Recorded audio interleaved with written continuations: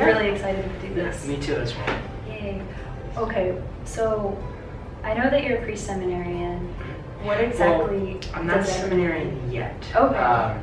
During my senior year of high school, God willing, I'm going to sign up for seminary at the SSPX New Seminary in Virginia, Dillon, Virginia. They just blessed it this past November. Our Bishop Fillet blessed the new seminary, and usually you sign up for seminary your senior year, middle of senior year, and then you go the next school year. So not yet, but okay. Hopefully soon. Yeah, and I know you have, obviously you have a love for the Latin Mass. Just how did that come about? Can you describe the moment that? I think that the moment that I really discovered tradition was in the Latin Mass. I was in St. Louis Cathedral, and I was waiting for a wedding in New Orleans, and I had never been out of the state before, or the country. So, you know, I walked in and I asked the lady, is Mass still going on? She says, yeah, Mass is still going on, you can go look. And the thing that I saw, it was so beautiful, you know. It was at the post-communion, after people were coming back from communion. The priest was stacked, priest, deacon, subdeacon, and there's a symbol line that I don't really remember it, but on Latin Mass Society I did post it. But the vestments, the music, they were playing my favorite hymn, Panis Angelicus, by St. Thomas Aquinas.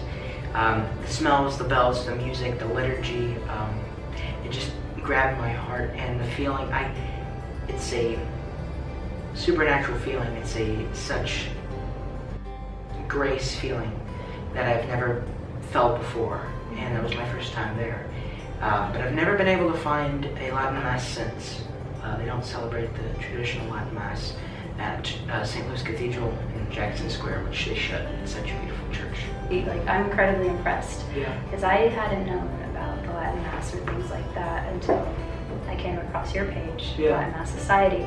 And then I also didn't understand so much what SSPX means. Could you go into depth about that? Yes, ma'am. Well, the Society of St. Pius X, or abbreviated SSPX, was a society founded with a canonical blessing in 1970, reforms of the Second Vatican Council.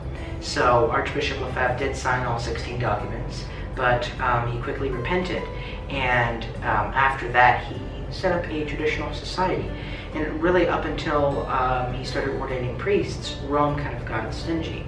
So Rome sent a few people to go investigate, and while the people from Rome, priests and I guess a cardinal or a couple of priests or so, while they were there, they said everything is how it should be, everything is beautiful, we should have like this elsewhere. Well, and when they went back to Rome, there's actual proof that they said the exact contrary.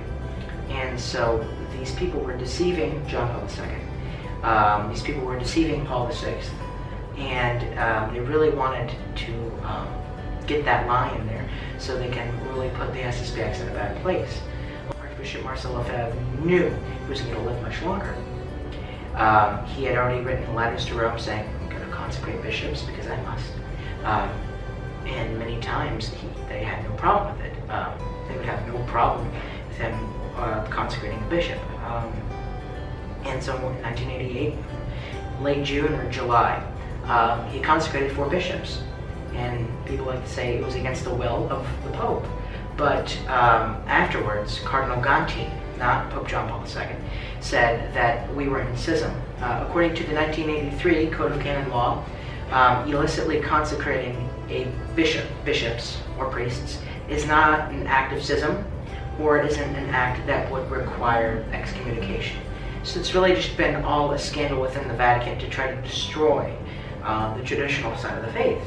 And so the reason why this is happening is because it really all has to boil down to the Vatican II, and the Freemasons, and the Jews, and everybody else, the modernists that have infiltrated the church. And there is proof of this, but it is not talked about in the Vatican with a light heart. What tips would you have for someone who is interested in attending the Latin Mass for the first time? I would suggest that necessarily speaking Latin isn't a first priority. I think that, the use of Latin in the liturgy is very important, of course. But knowing Latin doesn't necessarily have to be the top priority. First, a very important tip is to dress modestly.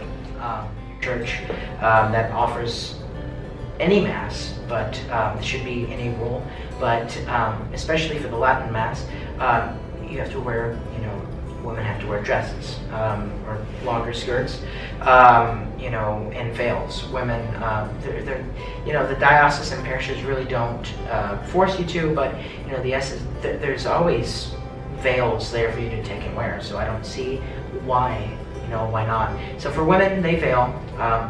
They wear very modest clothing. And veiling for women is, people think they always associate it with oppression, but it's. St. Paul talks about veiling, that if a woman doesn't pray veiling, she dishonors the head of the family, which is man. And if a man prays with his head covered, he dishonors God.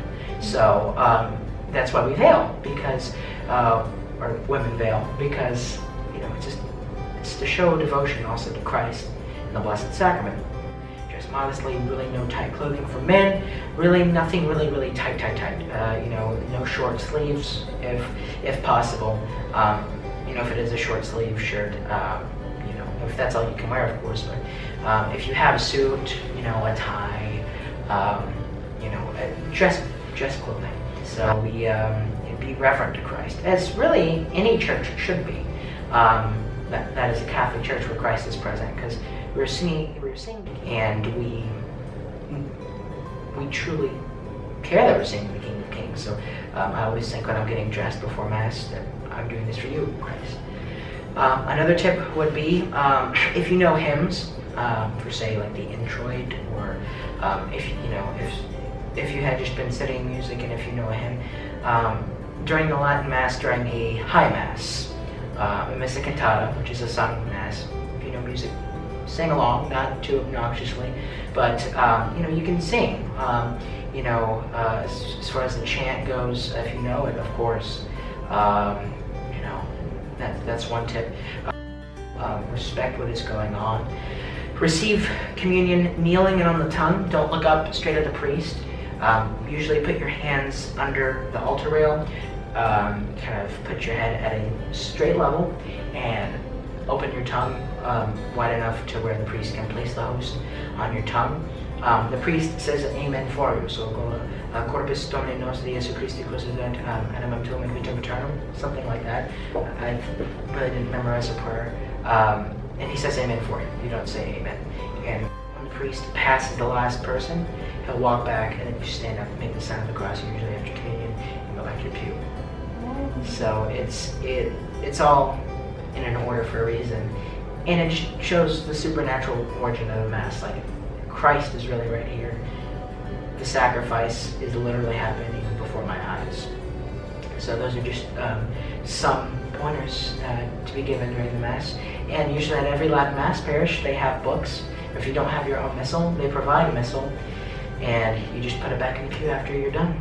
So that's really some tips that need to be addressed before going to one. When anybody complains about the Mass being long, just kind of tell them, well, are you going to time cavalry too? Because you got to think that Christ is dying for us, and that you'd want to spend as much time with him as possible, and that what's happening on the altar is literally what Christ did on the cross and at the Last Supper. The Last Supper and the cross are inseparable. So when the Mass is long, especially at a Latin Mass, don't feel bad, don't feel impatient. Just say to yourself, Most Sacred Heart of Jesus, I trust in thee. Most Sacred Heart of Jesus, have mercy upon me. And those are really the keys to success. Not thinking a Mass is long. Usually when I go, it's over like that, because your soul feels so much. I don't think of anybody who can truly have a hate for such beauty. So they're actually no longer than a new Mass, depending on what Mass it is and the Novus Ordo write it. Mm-hmm. So very beautiful stuff. Okay. Can you teach me a bit of Latin? Yes, I can. And I brought my missal with me, probably for this exact reason, just to, Okay. I usually bring my missal around everywhere I go, but I left it off at the last prayers we said at Mass. So we're going to start with the beginning of the Mass. Okay. And it's very quite simple.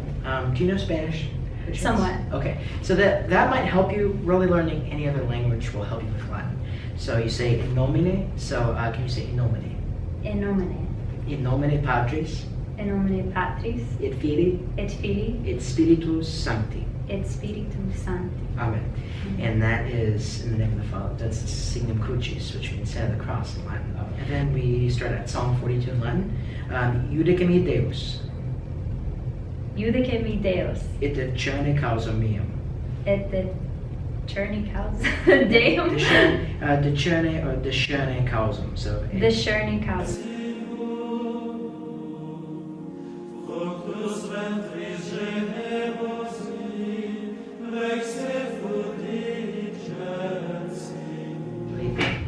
Another one of my favorite prayers in Latin is the preface, which after the Paromina Secula Seculorum, the priest says Domi, or chanting, he goes like Dominus vobiscum, et cum spiritu tuo, and then the rest is Habemus ad Domine, and so on and so forth. So, you learned a little bit of Latin? Yes. Good job!